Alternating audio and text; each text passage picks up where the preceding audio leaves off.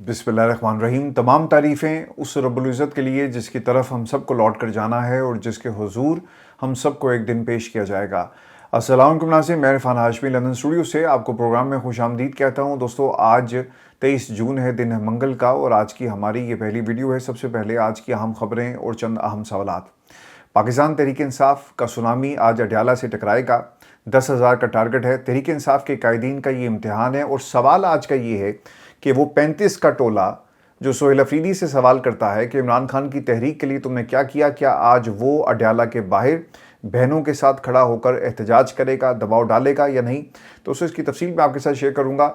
और 47 साल की सबसे बड़ी कामयाबी, ईरान के अंदर जश्न, और अब जो तेल है वो डॉलर्स के अंदर फ़रोख्त हो रहा है। इससे कितना फ़ायदा होगा ईरान की इकॉनमी को, और 2 महीने में क्या ईरान अपना सारे का सारा नुकसान पूरा करेगा। दोस्तों, इसका भी मुकम्मल हाल अहवाल में आपके सामने रखेंगे आज की इस नशिस्त में। और फिर इसराइल के अंदर लोगों ने अपनी ही सरकार के ख़िलाफ़ एहतजाज किया, और फ़ौज में भर्ती होने से क्यों लोग भाग रहे हैं और वहाँ पे जो नारे लगे, ये भी आपको दिखाएंगे आज के इस प्रोग्राम में। क्योंकि इसराइली अवाम की समझती है कि जबरन हमें फ़ौज में भर्ती नहीं किया जा सकता, और जो लोग ये करेंगे हम उनके खिलाफ सरापा एहतजाज होंगे। नारा क्या था कि मर जाएंगे मगर फ़ौज में नहीं जाएंगे।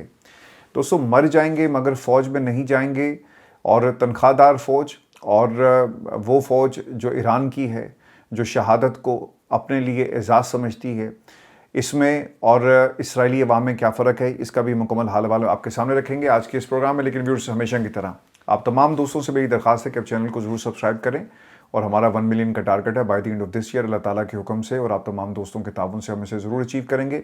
और दूसरी चीज़, ये तमाम जो रेवेन्यू स्ट्रीम्स हैं, ये सारी की सारी हम पाकिस्तान में स्किल सेट पे खर्च करते हैं। आपने जाकर ज़रूर हमारा साथ देना है। दोस्तों, सबसे पहले बात करेंगे अडयाला के बाहर अवामी सुनामी। 10,000 का टारगेट है। अलीमा खान ने ये टारगेट बहुत पहले सेट किया था, लेकिन पाकिस्तान तहरीक इंसाफ इन नंबर्स को पूरा नहीं कर सकी। देखिए, ये अवाम से गिला नहीं है, ये पाकिस्तान तहरीक इंसाफ से गिला है कि वो क्यों मुसलसल बहनों की कॉल के ऊपर लब्बैक नहीं कहते। और ये एक डिवीजन नज़र आती है कि बहनों के सामने आप खड़े हो गए, बहनों को माइनस करके, जैसा आपने इमरान खान की तहरीक को माइनस कर दिया रिहाई की, उसी तरह बहनों को माइनस करके आगे बढ़ना चाहते हैं। तो पाकिस्तान तहरीक इंसाफ, इससे पहले लास्ट मंगल को हमने देखा Shahid Khattar and the rest of the company, इन्होंने मुसलसल ये बातें कैमरों के सामने कही कि अगर हमें बेहतर अंदाज में बता दिया जाता तो हम यहाँ पर आवाम की बड़ी तादाद को अपने साथ लेकर आते। अगर हमें ट्रांसपोर्ट का बंदोबस्त कर दिया जाए, पाकिस्तान तहरीक इंसाफ को वो कह रहे थे, तो हल्के से तकरीबन 300 से 400 बंदे जो हैं वो लाए जा सकते हैं। ये शाहिद खट्टर साहब के अल्फाज थे। देखिए, ये जो दावत है वो शाहिद खट्टर साहब को किसने देनी थी? शाहिद खट्टर, आप पाकिस्तान तहरीक इंसाफ हैं, आप इमरान खान की उस जमात को लीड कर रहे हैं, आप सेकेंड टियर लीडरशिप हैं जिस जमात को पाकिस्तान की आवाम ने वोट दिया। तो ये बहाने पाकिस्तान तहरीक इंसाफ को इनसे हटकर इमरान खान की रिहाई के लिए अमलन कुछ करना होगा। आज तहरीक इंसाफ का एक बड़ा शो और आवाम की एक बड़ी तादाद हमेशा की तरह पहुंचेगी, और देखना ये होगा कि ये जो सदर साहब आ रहे हैं, इनके आने की वजह से जो रास्ते हैं उनको अगर कंटेनर लगाकर बंद किया गया तो यकीनन हालात ख़राब भी हो सकते हैं। लेकिन लेट्स सी कि अडयाला को जाने वाले रास्तों को किस तरह से बंद किया जाता है। और ईरानी सदर की आमद के हवाले से जो इस वक्त पूरा इस्लामाबाद है उसे सील कर दिया गया है। लेट्स सी कि ये डेवलपमेंट क्या होती है दिन गुजरने के साथ साथ। लेकिन दोस्तों, जो लिस्ट शेयर की गई है अडयाला जेल के सुपरिटेंडेंट के साथ, 6 लोगों के नाम हैं जी। इसके अंदर एक तो बैरिस्टर गौहर, सलमान अकरम राजा, अली जमान के नाम शामिल है, हैदर मजीद भी हैं इसके अंदर, इमरान खान और अक्सई और शमसा क्यानी का नाम भी इस फहरिस्त के अंदर डाला गया। तो दोस्तों, देखना ये होगा कि ये मुलाकात करवाई जाती है या नहीं करवाई जाती, या कंटेनर्स लगाकर रास्तों को रोक लिया जाता है। मैं आपको दूसरी खबर ये भी दे दूं कि वकालतनामों का ये मामला है, और इमरान खान की लीगल टीम ने अडयाला जेल से बुशरा बीबी और इमरान खान के दस्तखत शुदा 4 वकालतनामे वसूल कर लिए। जेल हुकाम ने वकालतनामे वकला के हवाले कर दिए, और वकालतनामे 190 मिलियन पाउंड केस में अपील दायर करने के लिए जेल हुकाम को भेजे गए थे। कुछ सहाफ़ियों के मुताबिक अडयाला जेल हुकाम ने 8 वकालतनामे तहरीक इंसाफ के वकला को दिए। इस हवाले से तहरीक इंसाफ ने कोई वजाहत जो है वो जारी नहीं की। लेट्स सी इस पे के ऊपर भी वजाहत आ जाएगी, क्योंकि सलमान सफदर साहब ने अडयाला जेल के सुपरिटेंडेंट को जवाब दिया, और अपने जवाब में उन्होंने लिखा कि ये कहना दुरुस्त नहीं कि मेरा स्टाफ वहाँ पर मौजूद नहीं था, या हमने राब्ता नहीं किया। हमने राब्ता किया, बार बार राब्ता किया। 4 ہفتوں میں اس شدید گرمی میں 5 سے 6 بار اڈیالہ کے باہر گیا۔ جیل حکام نے میرے اسٹاف کو وکالت نامے فراہم نہیں کیے، انہیں باہر کھڑا کیے رکھا۔ خالد یوسف چودھری صاحب یہ بھی کہتے ہیں کہ سرفراز ایڈوکیٹ اور احمد میسر نے اڈیالہ جیل کے 5 سے زائد چکر لگائے۔ اس ساری صورتحال میں ہمیں 15 جون کی صبح اسلام آباد ہائی کورٹ میں توہین عدالت کی درخواست دائر کرنے پر مجبور کر دیا، اور 15 جون توہین عدالت درخواست دائر ہونے کے بعد پہلی بار جیل حکام کی جانب سے مجھے کہا گیا کہ صرف عمران خان کا وکالت نامہ لے لیں، اور میں نے کہا جی کہ بشریٰ بی بی کے وکالت نامے کے بغیر تو ہم نہیں جائیں گے، لہٰذا ہم نے جب تک آپ ہمیں دونوں وکالت نامے نہیں دیں گے یہ ناقابل قبول ہے۔ تو یہ اصل اس کی کہانی تھی جو انہوں نے بیان کی۔ دوستوں میں آپ کو خبر یہ بھی دے دوں کہ شفیع جان نے اسمبلی کے فلور کے اوپر نواز شریف صاحب کے حوالے سے کچھ باتیں کی ہیں، پھر کوئکلی موو کریں گے آگے، کیونکہ ایران کے اندر بڑی میجر ڈیولپمنٹس ہو رہی ہیں اور دنیا کی ساری خبریں اس وقت ایران کے اندر ہیں، اور دنیا میں ایک نیو ورلڈ آرڈر بننے جا رہا ہے۔ یہ نیو ورلڈ آرڈر کیا ہے یہ میں آپ کو آگے چل کر سمجھاتا ہوں، لیکن شفیع جان کی گفتگو سنیں۔ وہ یہ کہتے ہیں کہ اپوزیشن لیڈر ڈاکٹر عبداللہ کی کل کی تقریر خود کاپی پیسٹ تھی۔ اپوزیشن لیڈر نے پچھلے سال والی بجٹ تقریر کی، یہ تو خود فارم 47 پر آئے، لیکن اپنے ریسرچر کو بھی فارم 47 والا بھرتی کیا، اس نے بجٹ پڑھا ہی نہیں۔ وزیر اعلیٰ سہیل افریدی جو تقریر اور بات باہر کرتے ہیں وہی بند کمروں میں بھی کرتے ہیں۔ قومی اقتصادی کونسل میں ہم نے واضح طور پر بتا دیا تھا کہ وفاق کو گرانٹ کی فراہمی عمران خان سے ملاقات سے مشروط ہے۔ یہ فیڈریشن کی بات کرتے ہیں، فیڈریشن کو تو آپ نے تباہ کر دیا، 26ویں 27ویں ترامیم کے ذریعے آئین کا چہرہ مسخ کر دیا۔ IMF رپورٹ میں وفاقی حکومت کی 5300 ارب روپے کی کرپشن کی نشاندہی ہوئی۔ ستھرا پنجاب کے فیصل آباد منصوبے میں 1 ارب کی کرپشن رپورٹ ہوئی۔ میں وفاق اور دیگر صوبوں کو مناظرے کا چیلنج دیتا ہوں، آئیں بجٹ کا موازنہ کریں، صحت، تعلیم، پولیس کے لیے سب سے زیادہ فنڈز رکھیں۔ پنجاب کا وزیر خزانہ پورے سال میں کہیں نہیں دکھتا، لیکن بجٹ کے دن فیملی برانڈنگ کے لیے آیا تھا۔ اور دوستوں انہوں نے نا لندن میں ایک پراپرٹی خریدی گئی، اس کا بھی ذکر کیا۔ خیر وہ ابھی انفارمیشن جب تک نہیں آتی، کسی کا نام نہیں آتا، کیونکہ ایسی خبریں ثبوتوں کے بغیر، ہارڈ ایویڈنس کے بغیر نہیں دینی چاہیے۔ تو جب وہ نام آئے گا تو ضرور آپ کے ساتھ شیئر کریں گے، بلکہ اس کے اوپر مزید کوئی انویسٹیگیٹو سٹوری بھی کریں گے۔ نواز شریف کا مجھے کیوں نکالا کا رونا ختم نہیں ہو رہا۔ گلگت الیکشن میں بھی مجھے کیوں نکالا کا وہ رونا رو رہے تھے۔ تاریخ میں پہلی مرتبہ وفاق میں حکومت کے باوجود ان کو گلگت الیکشن میں شکست ہوئی۔ نواز شریف کی تصویر بالکل نوٹ پر ہونی چاہیے، مگر فرنٹ والی نہیں، بیک سائڈ کی تصویر ہونی چاہیے، چونکہ لوگ ان کے چہرے سے نفرت کرتے ہیں۔ میں نے کرنسی نوٹوں پر بڑی دیر تک ایک عبارت ڈھونڈنے کی کوشش کی، لیکن وہ عبارت نہیں ملی۔ گوگل پر سرچ کیا، لیکن وہ بھی کنفیوز تھا۔ انہوں نے بڑی خاموشی سے نوٹوں سے حصول حلال رزق عین عبادت ہے یہ ہٹا دیا۔ تو پاکستان کے اندر دیکھیں، جس ملک کی پوری اکانومی سود زدہ ہو گئی، آپ کیسے آگے چلیں گے؟ جب اللہ جنرل نصیب کرے جی ڈاکٹر اسرار صاحب نے اس سودی نظام کے بارے میں گفتگو شروع کی تو اس نے پاکستان کے ٹیلی ویژن چینل سے بین کر دیا گیا۔ اللہ تعالیٰ برکت ہی نہیں ڈالتا۔ ہمارے پورے ملک کے اندر جو برکت ہمیں نظر نہیں آتی، کبھی ذرا غور کریں۔ آپ نے IMF سے قرضہ لیا، آپ نے ورلڈ بینک سے قرضہ لیا، آپ نے دنیا کے ہر ملک سے قرضہ لے لیا۔ آپ دنیا کی بڑی بڑی جو لینڈنگ ایجنسیز ہیں جو کام کرتی ہیں، پیسہ دے کر آپ کو کنٹرول کرتی ہیں، آپ نے قرضہ لیا اور آپ اس کے اوپر انٹرسٹ بھی دے رہے ہیں۔ آپ باہر کی انویسٹمنٹ جو پاکستان میں آتی ہے، آپ نے ان کمپنیوں سے بھی قرضہ لیا۔ پاکستان کے بہت سارے ایسے معاہدے ہیں جو سی پیک کے نام پہ ہوئے، جو موٹر وے بنانے کے نام پر ہوئے، جو لوگوں نے ککس پیکس لی، لوگوں نے ٹھیکے دے کر ان کے اندر بھی اپنا حصہ، trillions of dollar, trillions of rupees جو ہے، ان میں اگر آپ کی 5% کمیشن ہو تو ذرا امیجن کریں کہ آپ کی 7 نسلیں، بلکہ ان کی بھی اگلی نسلیں نا بیٹھ کر کھائیں گی، انہیں کچھ کرنے کی ضرورت نہیں ہے۔ پھر وہ کیا کرتے ہیں؟ ویلے انہوں نے پاکستان کے اوپر حکومت ہی کرنی ہے نا۔ پیسہ جب آپ کے پاس زیادہ آ جاتا ہے، آپ کیا کرتے ہیں؟ آپ سسٹم کو خریدتے ہیں، آپ لوگوں کو خریدتے ہیں، ہر شخص کی قیمت لگاتے ہیں۔ یہ ہاؤس آف شریف یا زرداری خاندان کیا کرتا ہے؟ انہوں نے لوگوں کو رکھا ہوا ہے، کوئی فرنٹ مین ہے، کوئی آپ کے لیے کام کر رہا ہے۔ کچھ لوگ خاموشی سے کرتے ہیں، کچھ اعلانیہ کرتے ہیں۔ ہماری کوئی چیز بھی آپ کو اسلام کے مطابق نہیں ملے گی۔ ہر چیز کو ہم نے اڈاپٹ کر لیا جس کو اسلام نے منع کیا۔ ایسا ہی ہے نا سودی نظام۔ تو دوستو اس کے اوپر ضرور اپنی آواز بلند کریں۔ پاکستان کو سودی نظام سے پاک ہونا چاہیے، لیکن ہم سود دیتے ہیں۔ تحریک انصاف سے مذاکرات، طلال چودھری صاحب نے کہا جی کہ NRO ہم نہیں دیں گے، تو میرا خیال ہے کہ NRO تو آپ لے کر بیٹھے ہوئے ہیں۔ پاکستان کی عوام اور خاص طور پہ عمران خان صاحب جو ہیں، اگر انہوں نے NRO لینا ہوتا نا تو طلال چودھری صاحب آپ کے وزیر بننے سے پہلے ہی، آپ کے رکن قومی اسمبلی بننے سے پہلے ہی عمران خان اس پوزیشن میں کئی مرتبہ آئے کہ وہ سسٹم کو NRO دیتے۔ وہ NRO لے گا نہیں، بلکہ سسٹم کو NRO دے گا۔ اور اگر NRO لینا ہوتا تو آج تک وہ NRO لے کر بہت پہلے خاموش ہو چکے ہوتے.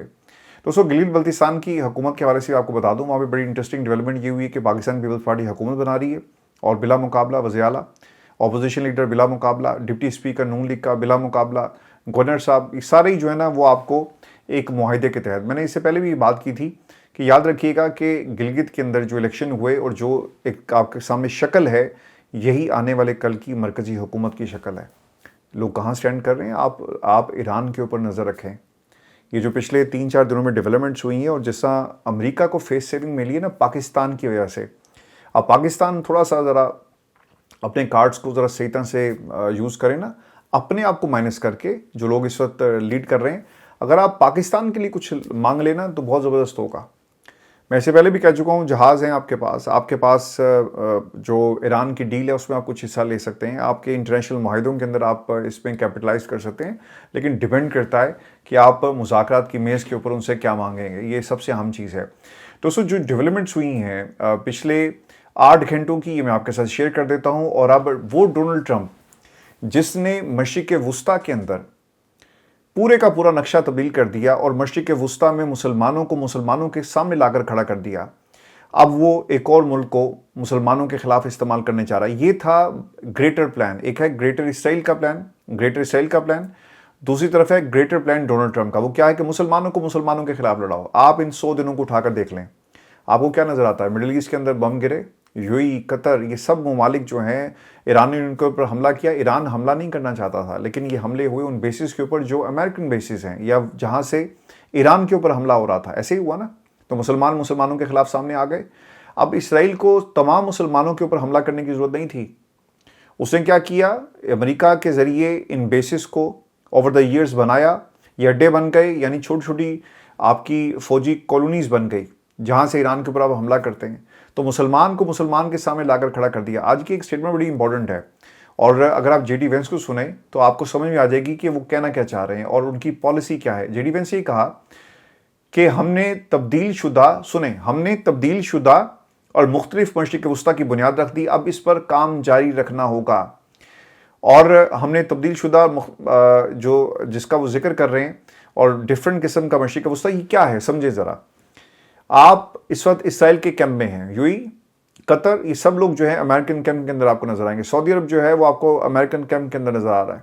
دفاع آپ نے پہلے خطرہ بڑھایا کہ اگر تم نے ہمارے ساتھ تعاون نہ کیا، یعنی اگر آپ تمہارے ملک میں آتے ہیں اور تم ہمارے ساتھ کوآپریٹ نہیں کرتے تو تمہاری سیکیورٹی کو خطرہ ہو سکتا ہے. انہوں نے علاقائی پراکسیز کو مضبوط کیا، ان ممالک کے اندر ایک خوف پیدا کیا اور پھر ان کو مجبور کر دیا کہ وہ اپنے دفاعی پیکٹ جو ہیں پاکستان کے ساتھ کریں یا پھر آپ امریکہ کے ساتھ کریں یا پھر ڈیل کر لیں.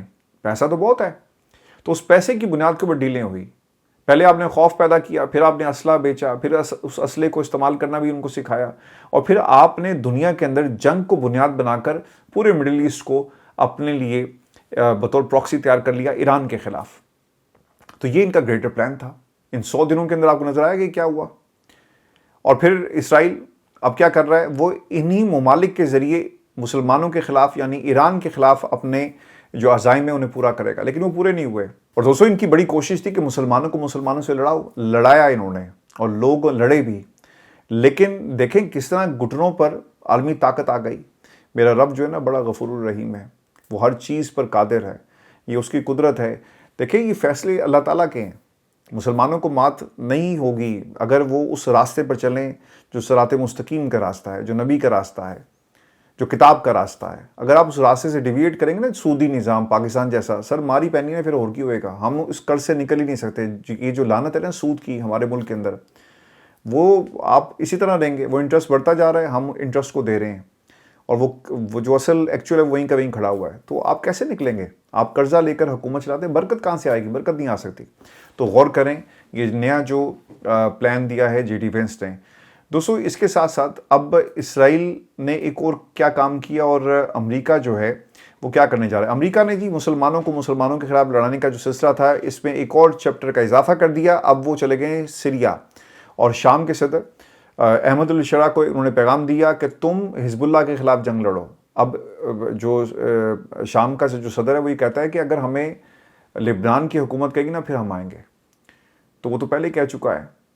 جس ملک کے صدر نے یہ کہا کہ ایران اپنی حد میں رہو اور حزب اللہ کو باز رکھو، وہ آپ کو کہہ دے گا ڈونلڈ ٹرمپ کے کہنے کے اوپر آپ نہیں چلیں گے، کوئی بات نہیں، لیکن لبنان بھی آپ کو بہت جلدی کہے گا کہ حزب اللہ کے خلاف آ کے لڑائی کرو، کیونکہ جو لبنان کی سچویشن ہے وہاں کا جو صدر ہے اوبیسلی وہ حزب اللہ کے ساتھ نہیں ہے، وہ اسے ایک پراکسی سمجھتا ہے، اور بہت ساری ایسی سٹیٹمنٹس موجود ہیں جس میں انہوں نے بڑی سختی سے حزب اللہ کی قیادت کو جو ہے وہ جواب دیا۔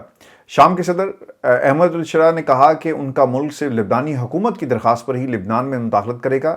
امریکی صدر ٹرمپ کی شام کی جانب سے حزب اللہ کو کنٹرول کرنے کے بیان پر رد عمل میں شامی صدر نے کہا کہ امریکی صدر کے بیان سے ایسا لگا جیسے شامی فوجیں کل ہی لبنان میں داخل ہو رہی ہیں۔ احمد الشرا نے کہا کہ اگر شام اور لبنان کے قومی مفاد میں ہوا تو حزب اللہ کے ساتھ بیٹھ کر بات کرنے کو تیار ہیں۔ گزشتہ ہفتے صدر ٹرمپ نے کہا تھا کہ انہوں نے اسرائیل کو مشورہ دیا کہ شام کو لبنان میں حزب اللہ سے نمٹنے دیا جائے۔ لبنان اس ساری بات چیت اور ہلچل پر نظر رکھے ہوئے لبنان کے صدر جوزف اون نے اپنے بیان میں کہا کہ اسرائیل جنگ روکنے کے لیے بین الاقوامی کوششوں کا خیر مقدم کرتے ہیں اور لبنان اپنے اندرونی معاملات میں کسی کی مداخلت قبول نہیں کریں گے۔ لبنان کی جانب سے کوئی مذاکرات نہیں کر سکتا، لبنانی عوام کے تحفظ کی ذمہ داری ریاست پر عائد ہوتی ہے، تو کر لو جوزف اون، تحفظ اور حمایت اسرائیل کی اور بچا لو، لیکن شاید یہ آپ کے لیے اتنا آسان نہیں، آپ کو مدد لینی پڑے گی۔ یہاں پہ امریکہ کو مدد لینی پڑی ہے تو آپ کون سی کھیت کی مولی ہیں، آپ کو یہ مدد لینی پڑے گی، اور مدد کے بغیر یہاں سے آپ اگر ایک اصولی موقف اسرائیل کے خلاف بنا لیتے ہیں نا تو ایران بھی آپ کی مدد کرے گا، دیگر ممالک بھی آ جائیں گے، لیکن امریکنز کو اپنا ایک رول پلے کرنا چاہیے اور اس خطے کو جنگ سے نکالیں۔ آپ کو کیسا لگے گا کہ اگر نیو یارک کے اندر یہ سارے کام شروع ہو جائیں؟ انہوں نے نا دنیا میں مسلمانوں کی سرزمین کو جو ہے نا وہ اپنے دادا ابو کی جاگیر سمجھا ہوا ہے کہ جاؤ جا کر لوگوں کو قتل کرو، مارو، اور جو کرنا کرو، کوئی پوچھنے والا نہیں ہوگا۔ تو یہ مسلمانوں کو سوچنا چاہیے نا کہ لڑتے رہو گے آپس میں یا اکٹھے ہو کر ان کے خلاف لڑو گے۔ دوستو، امریکہ نے ایران کو خام تیل اور پیٹرو کیمیکل مصنوعات کی ترسیل کی اجازت دے دی ہے، جس کا مطلب یہ ہے کہ اب امریکہ میں بھی آپ تیل بیچ سکتے ہیں، اور امریکہ نے یہ پابندیاں ہٹا دی ہیں۔ اب آپ جس مرضی کو تیل بیچیں، سینکشنز جو ہیں وہ ہٹا لی گئی ہیں، اور جتنا مرضی بیچیں، 2 مہینے کے لیے جی سینکشنز ہٹائی گئی ہیں اور لائسنس دے دیا گیا ہے، اور مذاکرات کے بعد امریکی محکمہ خزانہ کے مطابق لائسنس ایرانی خام تیل اور پیٹرو کیمیکل مصنوعات کی پیداوار اور ترسیل کی اجازت دیتا ہے۔ لائسنس کے تحت ایران کو خام تیل کی ترسیل اور فروخت کی اجازت 21 اگست 2026 تک ہوگی، اور امریکی محکمہ خزانہ کے مطابق لائسنس کے تحت ایرانی خام تیل، پیٹرو کیمیکل اور پیٹرو مصنوعات کی امریکہ میں درآمد کی اجازت بھی ہوگی۔ اور دیکھیں انہوں نے نا یہ راستہ نکالا کہ ڈیل کا، کہ ٹھیک ہے بھئی چیزیں دو، کچھ پیسے لو، ہم دنیا سے خریدتے ہیں، ہم مال تم سے اٹھا لیتے ہیں، اور تم نے جو کرنا ہے کرو اور اپنا نقصان کسی طرح سے پورا کرو۔ تو امریکہ ایران کو 2 مہینے کی ایک ونڈو دے رہا ہے جس میں اپنا یہ نقصان جو ہے وہ پورا کریں گے۔ لیٹس سی یہ نقصان کس حد تک جو ہے پورا ہوتا ہے اور آگے کیا ہوگا۔ اور دوستوں، آپ کو خبر یہ بھی دے دیں کہ شہید سید علی خامنائی کے الوداعی مراسم اور نماز جنازہ کا آغاز 19 محرم الحرام کو تہران میں ہوگا، اور 9 جولائی کو حضرت امام رضا علیہ السلام کے روزہ مبارک پر سپرد خاک کیا جائے گا۔ تفصیلات کے مطابق شہید سید علی خامنائی اور ان کی فیملی ممبرز کے الوداعی مراسم اور نماز جنازہ کا تفصیلی پروگرام شیڈول جاری کر دیا گیا ہے، اور ان الوداعی مراسم کا آغاز 4 جولائی بروز ہفتہ بمطابق 19 محرم الحرام تہران میں ہوگا، اور انچارج مرکزی کمیٹی کی جانب سے بتایا گیا کہ تہران میں مرکزی نماز جنازہ 6 جولائی کو ادا کی جائے گی، اور 8 جولائی بروز بدھ شہید سید علی خامنائی کے جنازے کو نجف اور کربلا بھی لے جایا جائے گا، اور اس موقع پر شہید سید علی خامنائی کے ساتھ ان کے خاندان کے 4 دیگر شہداء کی بھی نماز جنازہ جو ہے وہ ادا کی جائے گی۔ اللہ تعالیٰ ان کے درجات کو بلند کرے، اللہ تعالیٰ ان کو غریق رحمت کرے، اور ان کی شہادت نے مسلم دنیا کو ایک دفعہ جھنجھوڑ کے رکھا۔ اور دیکھیں یہ جو تمام مکاتب فکر جتنے بھی آپ کے مسلک ہیں، جب ان کو شہید کیا گیا نا تو ہم نے دیکھا کہ تمام لوگ اپنے اختلافات کو، جو بنیادی اختلافات تھے، ان کو سائڈ پہ رکھ کر لوگ اکٹھے ہو گئے۔ ایک نبی کا کلمہ اگر آپ پڑھتے ہیں اور ایک نبی کا کلمہ گو ہیں تو پھر کون سے اختلافات؟ ایک خدا، ایک رسول، ایک کتاب، تو پھر لڑائی کس بات کی ہے؟ یہ جو بنیادی چیزیں ان کو سائڈ پہ رکھ کر، اور جہاں تک تعلق ہے آیت اللہ خامنائی کی شہادت کا، تو اس شہادت نے لوگوں کو مجبور کر دیا اپنے اختلافات کو سائڈ پہ رکھ کر اور ایران کے ساتھ کھڑے ہونے کا، اور دنیا کہنے پر مجبور ہو گئی۔ میں بہت سارے ایسے دوستوں کو جانتا ہوں جو کبھی بھی اہل تشیع جو ہیں ان کو پسند نہیں کرتے، لیکن اس کے باوجود یہ کہنے پر مجبور ہو گئے کہ اگر آج مسلم دنیا کی کوئی اصل میں پہچان ہے یا نمائندگی کر رہا ہے تو وہ ایران ہے. تو اور آپ کو کیا چاہیے؟ آج اگر اسلام ہمیں پھیلتا ہوا نظر آ رہا ہے نا تو اس میں ایران کا ایک بہت بڑا ہاتھ ہے. ہماری آج کی ویڈیو تھی. اپنے کمنٹ ضرور بھیجیے گا. چینل کو سبسکرائب کرنا مت بھولیں. مجھے اجازت دیجیے. اللہ نگہبان.